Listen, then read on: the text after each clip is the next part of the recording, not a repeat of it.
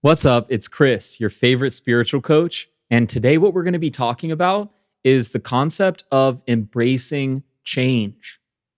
Because change is something that is the only constant, if you really think about it. Yet, so many people, I feel like change is their biggest enemy. And if you really look at their life, everything they do is kind of designed to try to make things stay the same. So let's get into it. How's it going? If you don't know me, my name's Chris, and I'm a spiritual coach. I live in Hawaii, and I love my life so much, and I love to share that energy with other people. I run this community called Circle of Wisdom that is absolutely amazing, as well as my own coaching business. And I make music and make art and do all this really cool stuff. Because honestly, I am living my dream vision of reality. I'm not at my end point or my destination, but, I'm not supposed to be. I'm on my journey. And at this point in my journey, my day-to-day life is really my version of a heaven on earth. I have nearly full control of my schedule. I get to do what I love every day. I get to make tons of art every day. And yeah, I'm kind of in love with life, and I'm in love with existence and all the gifts that God has given us. And, I want to help you activate those as well so that you can experience life in this way, or at least have a little upgrade to what you're currently experiencing. So, why is embracing change important? Well, it's because change is the only constant. Everything else is in flux. That is the key to understanding the physical universe. This is not true in all of spiritual existence. There are things that are permanent and eternal beyond the concept of change.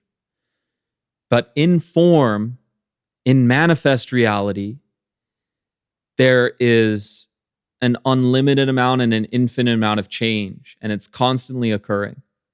And the only thing that you can expect is that things are not going to stay the same. So why is this so hard to grasp for people? Well, it's because their whole life, they've been trained the opposite way. Think about it. You go to school so that you can get a job that lasts your whole adult life and pays for everything you need to pay for. And you know exactly how much you're going to make every 2 weeks. So you can know exactly how much you can spend. So much of modern life is designed in such a boring way, but it's designed to make us comfortable and to make us feel like things are the same, right? And what happens when we get into kind of a period of our life where there's not as much struggle? Routine. We find routine, and then things become the same. They become mundane. And it's how humans operate in ego. It's how humans operate when they do not have as much exposure to the energy of God. It's great to make routines in ways that are serving your soul, but so many of us get trapped into routines that kind of kill our soul and numb us and put us into this autopilot, this part of reality that I like to call 3D autopilot, where months and weeks just pass by like it's absolutely nothing. And yesterday and a week ago look kind of like the same exact day, and you don't even really notice a difference. And sometimes you have these moments of like waking up out of the stupor of what is your life. And in those moments, you usually notice, wait, I could do this, I could do that, I could share this, I could help people with that. But then you probably just drop right back into 3D autopilot. So that is one of the biggest things that I'm here to do, is to teach you how to break out of 3D autopilot. And one of the main ways to break out of 3D autopilot is to start embracing change. Embrace change, not because you want change, but because it is absolutely inevitable. No matter what you're doing, it's absolutely inevitable that basically everything is going to change. There are a couple fundamental things that don't really change, like the fact that you exist, or the fact that God exists, or the fact that consciousness is alive, or, these fundamental truths, or 2 + 2 = 4, I guess. but most of life changes. You're not always going to be this age. You're not always going to look this way. You're not always going to think this way. You're not always going to make decisions this way. Your friends and family aren't always going to be there in this way, and they're not even going to be there at all eventually. You might love something one day and hate it the next. You might love a house that you bought, and then the next year you wish you bought a different house. Things change. Life changes. So if you're constantly trying to put life together into a way where it's going to permanently stay that way until you die, you're kind of wasting your time, in my opinion.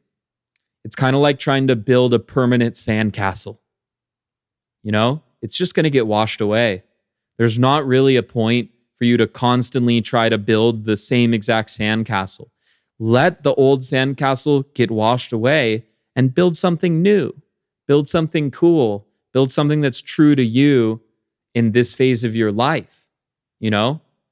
So embracing change is not about being in love with changing and wanting everything to change. It's just accepting that things will change and accepting that you can't really stop it. No matter how hard you try, you're eventually going to pass away. And things are going to change. The world's going to change.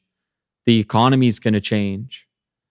The competition in the market for different things is going to change. The frequency is going to change. Everything is going to change. So if you're stuck in this reality where you're constantly trying to make everything stay the same, you're kind of like Prometheus constantly rolling the ball up the hill, only the next morning to find it at the bottom of the hill, and you have a whole day of rolling the ball up the hill ahead of you. So it's up to you. Do you want to live a reality like Prometheus? Do you want to try to drink the ocean? Do you want to mop up the ocean? You can make little bits of progress. It can look like you're making progress, but ultimately you're not going to do it. You're not going to stop change. You're not going to mop up the ocean. You're not going to stop the inevitable. So are you going to live a life where you pretend that it's not real, that the inevitable is not going to occur? Or are you going to live a reality where you accept the inevitable and you live according to that truth? Because you know what embracing change really is? It's embracing death. Embracing the fact that one day this body is not going to be on this earth. One day your soul is going to be finished with this journey. And it doesn't matter what you created in the external. Everything's going to change. So embracing change is another version of embracing death, which is the inevitable. And it's something that many people in our society pretend isn't going to happen. They pretend, oh, that's when I'm 80, that's when I'm 90, that's when I'm 100, or with modern medicine, 120, 130. Sure, but it's going to happen. It's not so far in the future. It's not a million years in the future. It's a few decades. It's not that long. Just like the Beatles song. Life is very short and there's no time for fussing and fighting, my friends. So it's up to you. Are you going to take the chance and try to embrace the volatility and change within life, the immense intensity that comes with that? Or are you going to live in a little burrowed hole where everything seems to stay the same until one day you are ripped out of there into eternal change once again? I'm going to choose the former, because I actually think that even with death and even with change, I think life is so perfect. I think it's supposed to be this way. And I embrace it fully, and I'm so happy about it. Because I feel like life is a blessing that was bestowed upon me by God. And I feel so grateful to be sitting here, breathing and blinking and speaking. So thank you so much for watching today. It's been an absolute pleasure. If you want to dive a little deeper, book a strategy session with me. They're free. They are about 30 minutes, and we'll really go deep onto what is actually at the core that's causing issues in your life so that we can change it. You can shift it, and you can get more in touch with who you truly are. We also have the Circle of Wisdom. There's a free group and a paid group. So join our Circle of Wisdom community, and there's me and then 5 other guides that lead the group. There's about 40 people in the free group right now. We meet twice a month in the free group, and we meet more than once a week in the paid group. And yeah, it's an authentic spiritual community. We're not super woo-woo where we think everything is energy and you just need to smile and breathe and everything's going to be okay. We're also not super like judgmental type spiritual where we tell people what to do and that they're doing it wrong or that they need to take care of only their physical health or whatever, like these other people.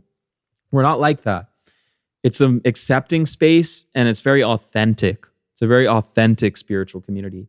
So if you've been craving a spiritual community that feels real to you, like authentic, real individuals, not mystical, out there. We are very mystical and we are very out there, but we're grounded too, you know? We're not just waiting for the fairy dust to spread across our life. We're actually out there taking a lot of action, doing really cool stuff, and making the world a better place. It's a really cool crew.